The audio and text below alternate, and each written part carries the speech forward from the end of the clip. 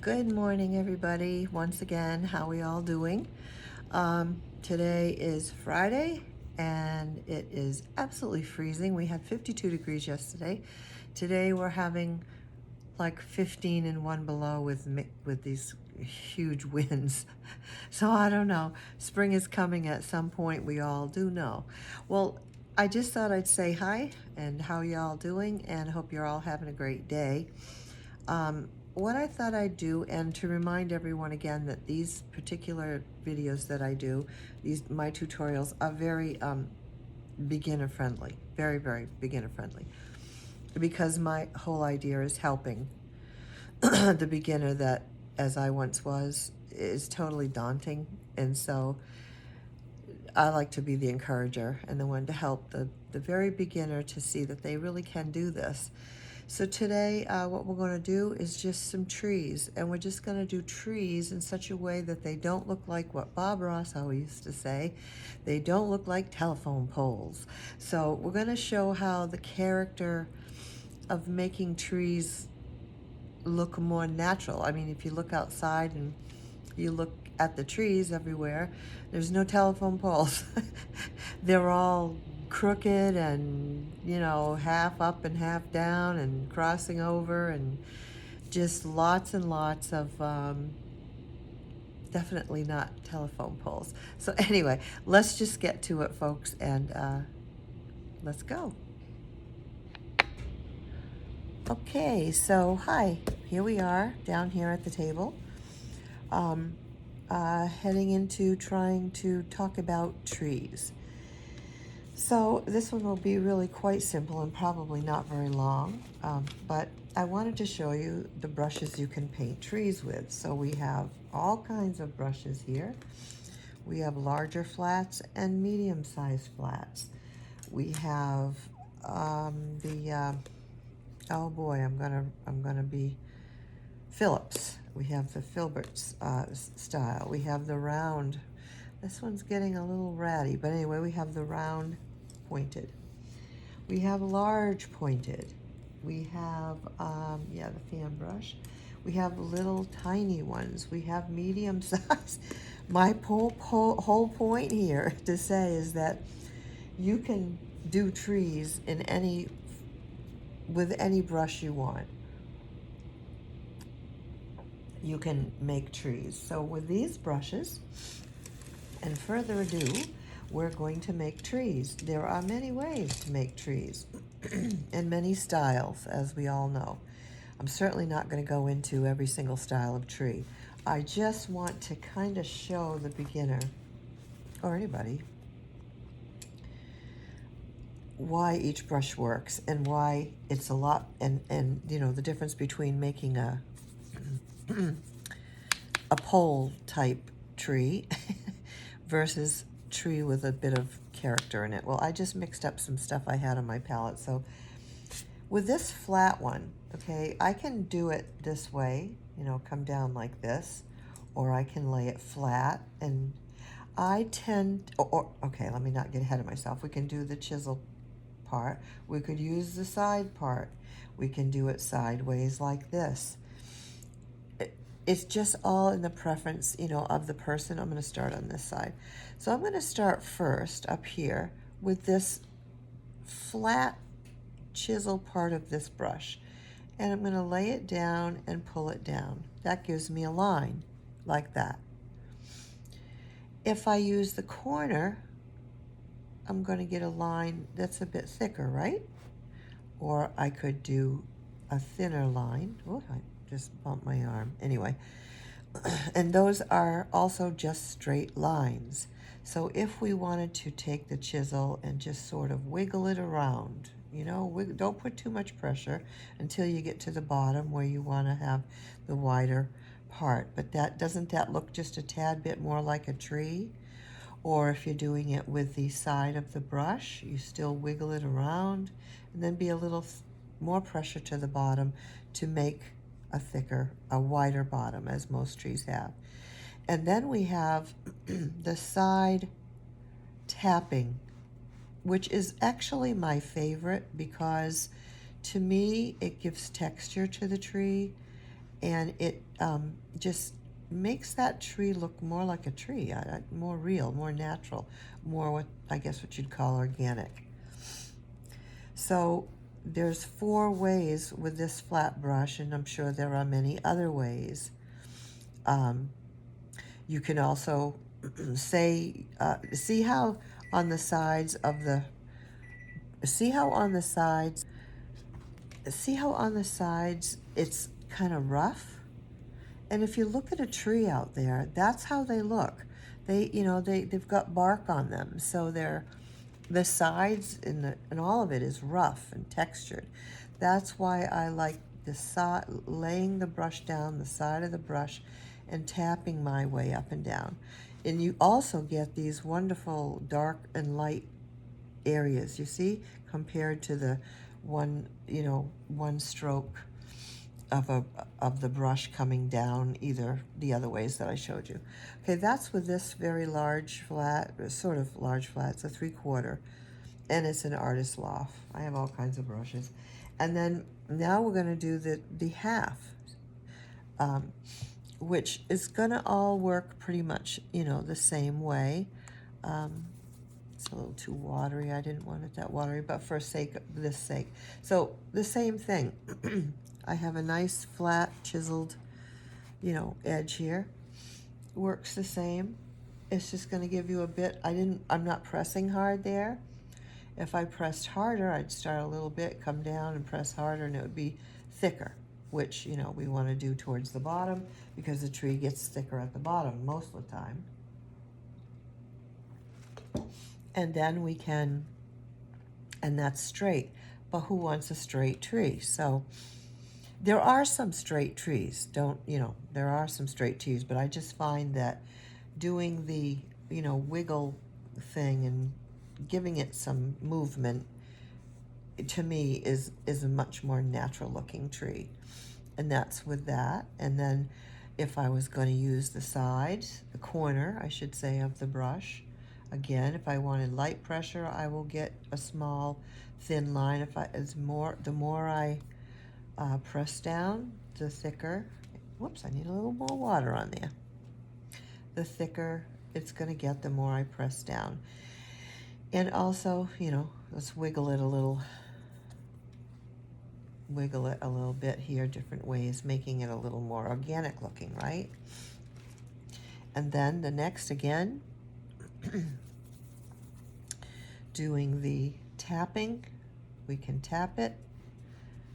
What it does is it kind of goes like this. You can't really see it that much when it's doing that, but as it's pressing down, it's moving a little each time, which kind of gives that, it is totally my favorite way to do a tree. And then you just press a little lighter as you go up to make it more crooked. Just gonna move your brush around, back and to one side, back to the other side, and then as you come up, maybe to get the right up on the chisel and just come down, either draw it or just I like to tap because it gives that more, like I said, more natural effect to the tree. Okay, so now we've got a larger flat, a little lesser large flat. And another thing I always explain is I like to do this at the end of all my whatever I do with my brushes because it helps them keep their shape. Now we're going to take the this really large, which some people get so worried about because it's so big. There are some people that do the most amazing work with this large brush because it has such a beautiful fine point. So what I'm going to do is show you the same thing with this larger brush. Get a little paint down here. I don't need a lot. That's why I'm trying not to put a lot down here. All right, so we hold it really whatever's more comfortable for you, and kind of steady yourself with your baby finger. And to make a straight line, we'd just be coming down, press a little harder at the bottom to get the fat ends, and then come down and do it again to get the fatter ends, right? Well, and that's boring. So let's kind of start the same way and move it around a bit, and come over here and then come back down. And now you have a tree that when you look out into the woods, you see, and with these little, I wanted to show you just with this little fine tip, you can make these tiny, skinny little branches off this tree. Amazing, just amazing, these brushes. These are actually, I found them at one point, transit brushes. All right, so some more paint down here. All right. And trees, of course, are in any color you want them to be. I never see one color in anything anymore, ever since I started painting. And of course, learning a bit about colors. I've never seen one color in anything again. Once you start painting, it's a whole new world that lights up to you. Okay, so you still using this very large tipped brush. We're also going to, like I showed you, that's a stick, and then that's moving it around, so much better. There aren't too many ways on the pointed ones like you can on the flat ones, so we're gonna go in and now just show what it would look like, to give the tree. I'm pressing harder too now, so the harder, with this big barrel on here, the harder I press, the thicker, wider line I'm going to get. I can come up here and make a very skinny top and then just press down and get wider and wider, right? And then with that same tip on this big old brush, get these really nice, beautiful, look at that with this. I love these brushes.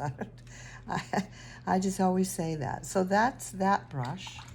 Get the paint out, wash it out really well, wipe it off, and do this to keep that tip nice and pointed. Okay, let's try now the small filbert.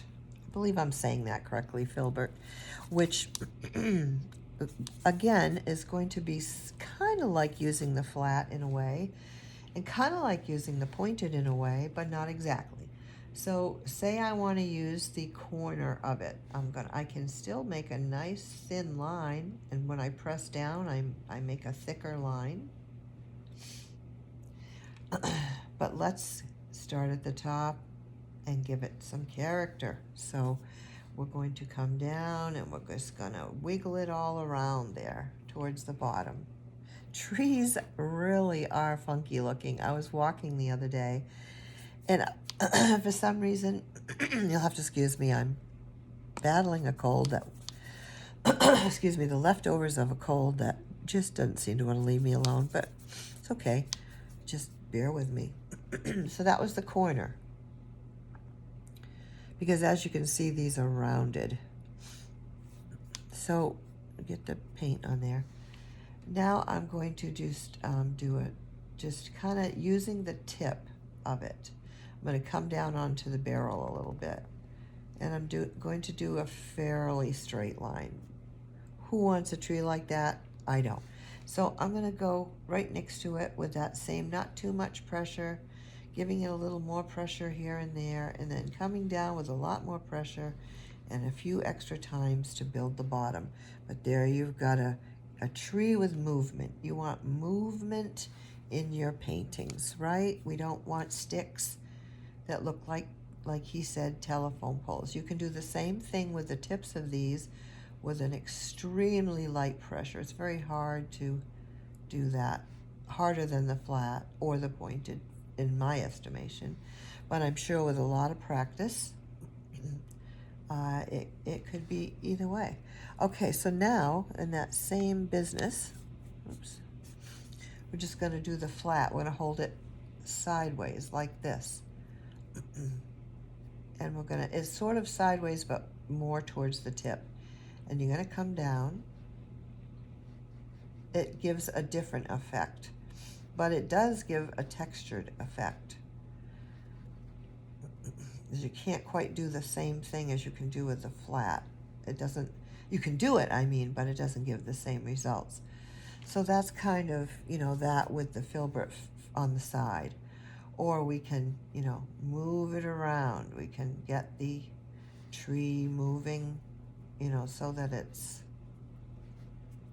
the more I use the larger part of this brush, the more space I'm filling. But that's, that's that way with the filbert. And you can, again, with very light pressure, either tapping, which I prefer always, doesn't matter what I'm using, or a little bit with the side. So you see, those are the different effects that these brushes all give. All, to me, giving a great ideas for trees. And of course, within the same area of woods, say I was painting I could turn this into a forest. And they all are different types of trees, which are, all in the forest. Okay, so we're gonna get rid of that one. And then I think, oh, the fan brush. The fan brush was one of the other big ones that people use for trees. You get it wet, come down here. I need to add some more paint. Okay, so with the filbert, you're going to have to get the paint onto the brush, okay, to some degree. So we're going to just put that in there. Now, I have several size fan brushes. Unfortunately, I didn't grab them for this exercise, but I have ones larger, ones smaller, a lot smaller. So this is kind of medium and was in my stuff. So we're going to just do the same thing. And it's a little rough. I've used it quite a lot. So we're going to paint the line going down, thicker at the bottom. And that's, this is another brush that I like with, I'm going to put a little red in there just because I want to give it some color. And I like the effects of the fan brushes too. And of course, the bigger fan brush, the bigger tree, smaller fan brush, the smaller tree, but you can do whatever you can, make that work however. Then we just kind of do the kind that we want to give some character to the tree. So we're, moving it around a bit. Giving the tree character, as all woods and anywhere where there's trees, there's character. Trees, I love trees. I think trees are simply the most amazing things in the world. All right, so another thing I'm going to show you with this fan brush. I wished I had remembered, I'm sorry, to have brought the smaller fan brushes. I don't know if I have one more in here. No, I don't. They're all in the other room, but it'll work the same way. And you can make a larger tree with a small one. You just you'll come down and then you'll come down again beside it and so forth and so on to make it a little bigger. Like if I had a small one right now, I could come in, and if I wanted to make this larger, I'm going to go right next to it, and I'm just going to add to what I've already, put down to mix it all together there to make a larger tree. And I really like, as you can see, I've got a textured one here with flat, textured here with fan brush, textured here with filberts. I like them all, but that's my favorites, those ones I just mentioned, because they give such a nice texture. You also can, although it's harder, but you can make some branches. They will be, kind of messy looking, so I don't usually use the fan brush unless I'm making a big one, like a big branch that has fallen off. Then I just use the side and I tap it. Tap, tap, tap. So, fan brushes are great for trees as well. And then I think we had, oh yes, so then we had a small, real small one. This is only a 1. And again, we can make, I can smell my pizza. It is almost done, so I'm going to hurry up with this. So here's a small, very small brush, okay?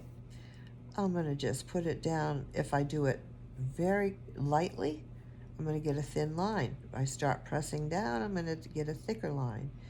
And if I press as much as I can press with this small one, that's about as big as it's going to get, just like that. That's kind of a straight tree, which we don't want. So we're going to go back up here beside it and wiggle it around a little bit, getting a little thicker towards the bottom, and make a few swipes to give the thicker bottom. Now, isn't that a much more lovely character tree? It's nothing wrong with if somebody wanted to have straight trees. Because as I said, right here is the woods.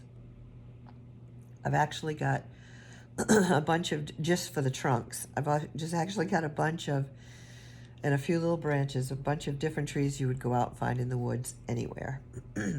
So, and now again, with this very small tip of this, I love the round brushes. I say that, but I love all the brushes because they all have a function. They all do a specific thing and can do anything. You just have to, brushes are all about working with them and figuring out what you can do with them. I might do one with just brushes, but see, I can make these little thin, and if I press ever so much lightly, I can, look at that, make these super duper thin lines. Go back in here and just, add some shadow here and there. So that's with the, I don't want this to be a long video. I want this to be a shorter one. So that was with the very small #1 Artist Loft pointed tip. Massage it to get it right. And then you have a little bit larger pointed tip, and this will be the last one. This is a Transon 6. Some of these are getting, by my doing this with different, for different effects, I've got to find out how I can kind of get this all back, because even by massaging these, some of them, I can't seem to get them back into the actual good shape without those hairs sort of looking like they're out there. So this is with the #6. We're going to do the same way. Grab the point.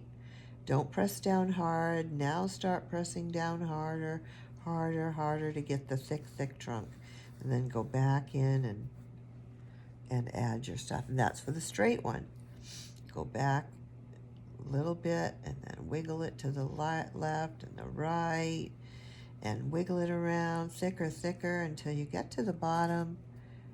And there we have a real nice character tree.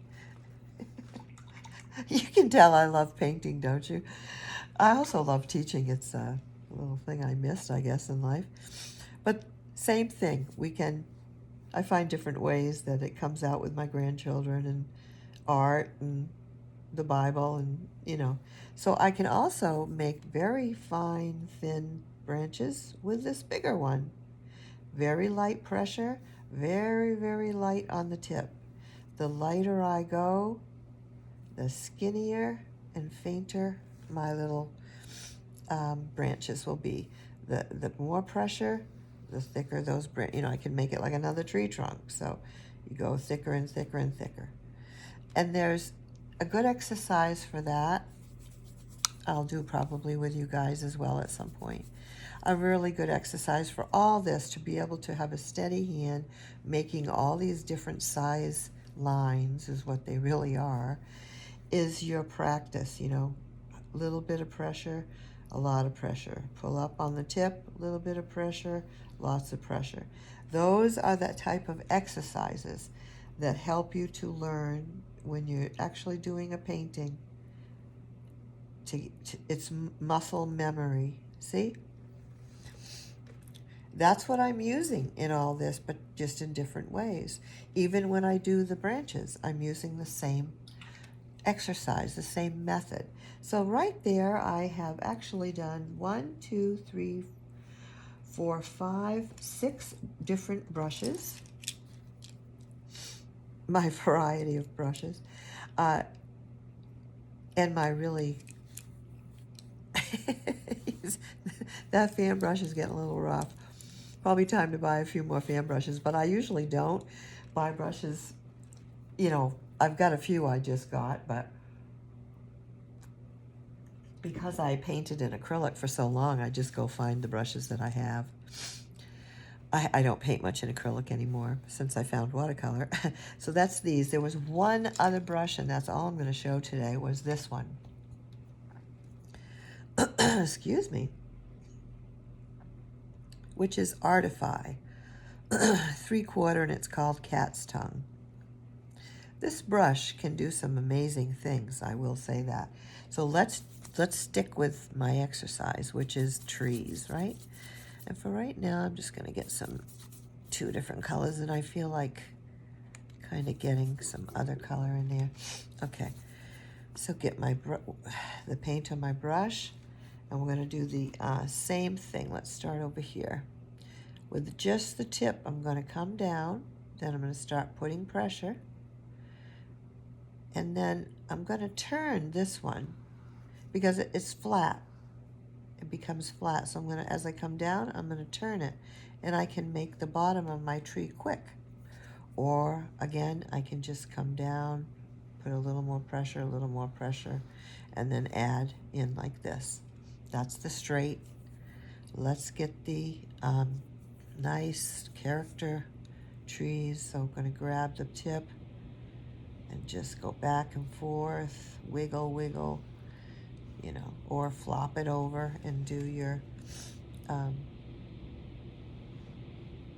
thicker by pressure. If I flop it over, I'll get a nice thick bottom. And there we can also, with the tip of this, with fine, fine pressure, make the tiny little, I don't know if you can hear that wind in my phone. I'm kind of by a window. That wind is just simply something else today. We've been having a lot of windy days. And the lighter pressure I put, the thinner lines I can get. Of course, also, same way, pressure, you get a thicker branch, right? The best way to see all this, too, would be to zoom in when you're watching the video. So we do the same thing with the brush. Make sure we get it all clean, all the colors off, wipe it off, massage it back into place to keep these brushes as nice as I can for as long as I can. So there we have, these brushes are what we did these trees demonstrations with. Rounds, flats, filbert, and fan.